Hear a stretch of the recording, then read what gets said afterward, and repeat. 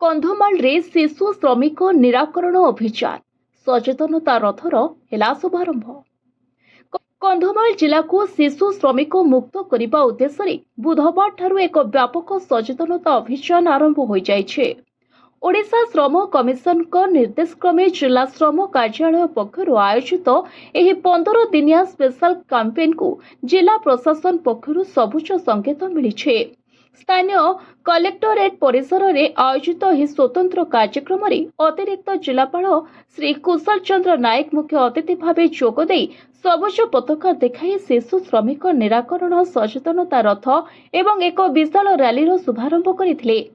ଏହି ସଚେତନତା ରାଲିଟି ଜିଲ୍ଲାପାଳଙ୍କ କାର୍ଯ୍ୟାଳୟରୁ ବାହାରି ଫୁଲବାଣୀ ସର୍କିଟ ହାଉସ୍ ପର୍ଯ୍ୟନ୍ତ ପରିକ୍ରମା କରି ଶିଶୁ ଶ୍ରମିକ ପ୍ରଥା ବିରୋଧରେ ଜନସଚେତନତା ସୃଷ୍ଟି କରିଥିଲା। ମିଳିଥିବା ସୂଚନା ଅନୁଯାୟୀ ଏହି ସଚେତନତା ରଥ ଆଗାମୀ ଦିନରେ ଫୁଲବାଣୀ ପୌରପାଳିକା, ବାଲିଗୁଡ଼ା ଏନ୍ଏସି ଏବଂ ଜି ଉଦୟଗିରି ଅଞ୍ଚଳର କୋଣ ଅନୁକୋଣ ପରିକ୍ରମା କରିବ। କୌଣସି ବିପଦଜନକ କାର୍ଯ୍ୟ, ହୋଟେଲ, ଦୋକାନ ବା ଶିଳ୍ପାନୁଷ୍ଠାନରେ ଶିଶୁ ଓ କିଶୋରମାନଙ୍କୁ ଶ୍ରମିକ ଭାବେ ନିୟୋଜିତ ନ କରିବା ଏବଂ ସେମାନଙ୍କ ଆଇନଗତ ଅଧିକାର ସମ୍ପର୍କରେ ଜନସାଧାରଣଙ୍କୁ ବାର୍ତ୍ତା ପ୍ରସାର କରିବା ଏହି ରଥର ମୂଳ ଲକ୍ଷ୍ୟ ବୋଲି ପ୍ରଶାସନ ପକ୍ଷରୁ କୁହାଯାଇଛି।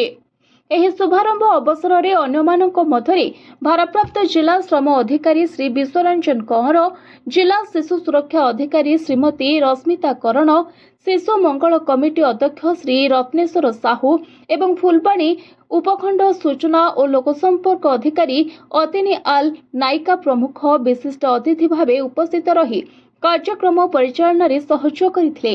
ଏହା ସହିତ ଜିଲ୍ଲା ପ୍ରଶାସନର ବିଭିନ୍ନ ବିଭାଗର ବରିଷ୍ଠ କର୍ମଚାରୀ, ସ୍ୱେଚ୍ଛାସେବୀ ସଂଗଠନର ସଦସ୍ୟ ଏବଂ ବହୁ ସଂଖ୍ୟାରେ ସଚେତନ ନାଗରିକ ଏହି ଅଭିଯାନରେ ସାମିଲ ହୋଇଥିଲେ।